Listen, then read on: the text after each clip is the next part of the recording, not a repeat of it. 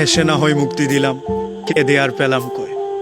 যতই বলি তুমি আমার, তুমি আর আমার হলে কই। মানুষ কথা দেয়, মানুষ পাশে থাকে, মানুষ নিজের সময় ভালো কাটানোর জন্য একজন মানুষকে অবলীলাক্রমে ব্যবহার করে ফেলে। ধরো তোমার সময় খারাপ কাটছে, তুমি আর একজন মানুষের সঙ্গ পেতে চাইবে। তোমার দিনটা খারাপ যাচ্ছে, আর একজন মানুষের সাথে গিয়ে তোমার দিনটাকে ভালো করার আপ্রাণ চেষ্টা করবে। সময় কেটে গেলে, দিন ফুরিয়ে গেলে, তখন মানুষটাকে ছেড়ে আসতে তুমি দুইবার চিন্তাও করবে না। এটা তোমার স্বভাব না, বরং এটা মানুষের বৈশিষ্ট্য। মানুষ যখন খারাপ সময় দিয়ে যায়, খারাপ দিনের মধ্য দিয়ে যায়, ট্রমা দিয়ে যায়, তখন আরেকজন মানুষের সঙ্গ পেতে সে স্বাচ্ছন্দ্য বোধ করে।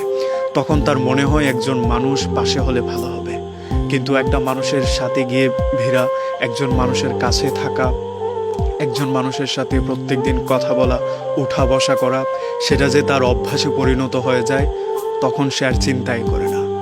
সে ছেড়ে আসার সময় অবলীলায় বলে দেয়, তুমি না থাকলেও আমার খারাপ সময়টা কেটে যেত, তুমি না থাকলেও আমার খারাপ দিনগুলো আমি পার করে নিতাম। আলটিমেটলি তার খারাপ সময়, খারাপ দিন কিন্তু তাকে পাশে নিয়ে কাটিয়েছে।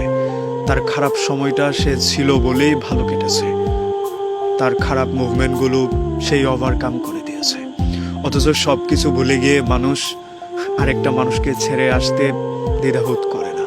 একবার চিন্তাও করে না যে একটা মানুষের সাথে অনেকটা সময় কাটানোর পর আমি ছাড়া তার সময়গুলো কেমন কাটবে।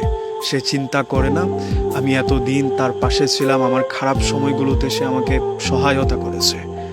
এখন হয়তো আমার খারাপ দিন নেই, কিন্তু সেই মানুষটাও তো আছে। আমি ছেড়ে আসলে তারও একটা খারাপ সময় চলে আসবে।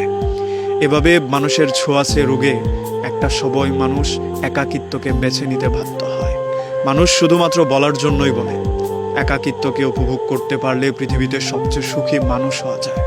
এটা শুধুমাত্র আমরা একাকিত্বকে মেনে নিতে হবে বলেই আমরা এই একাকিত্বকে আপন ভাবি, কিংবা সবচেয়ে মধুর সময় ভাবি। আলটিমেটলি মানুষ একাকিত্ব প্রাণী না। মানুষ একা থাকতে পছন্দ করে না, কারণ মানুষ আঁকড়ে ধরা প্রাণী।